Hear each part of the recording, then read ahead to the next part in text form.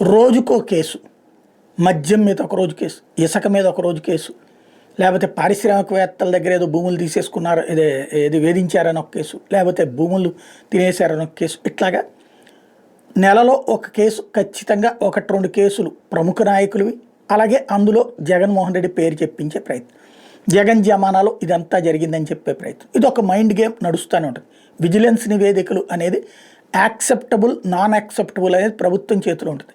అదేం ఫైనల్ కాదు. విజిలెన్స్ నివేదిక ఆధారంగా అరెస్టులు చేయకూడదు. విజిలెన్స్ నివేదిక ఆధారంగా తదుపరి దర్యాప్తు మళ్ళీ పోలీసో సిఐడినో చేయాలి.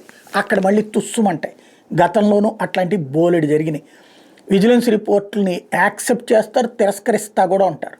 ఒకప్పుడు విశాఖకి సంబంధించినటువంటి భూముల కుంభకోణం మీద ఇట్లాగే చెప్పుకొచ్చారు. ప్రస్తుతానికైతే జగన్ చుట్టూ ఒక మీడియా గేమ్, ఒక మైండ్ గేమ్. మీడియాతో రోజు ఒక నెగిటివ్ ప్రచారం రావాలి. అట్లాగే మైండ్ గేమ్, జగన్ భయపడేటట్టు ఉండాలి.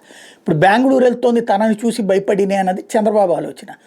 వారంలో 2-3 రోజుల పాటు అటు పోతున్నాడు అంటే అందుకోసమే అన్నటువంటి. అదే సందర్భంలో జగన్ వెంట తిరగాలి అంటే భయపడేటటువంటి పరిస్థితి సృష్టించాలన్నది బాబు లోకేష్ల ఆలోచన.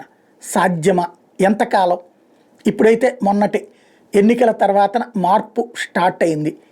ఆ మార్పుని మళ్ళీ కంట్రోల్ చేయడానికి తాజాగా ఈ రెవెన్యూ పేరుతో లేకపోతే ఇంకొక పేరుతో కేసుల వ్యవహారం ఏం జరుగుద్దో చూడాలి.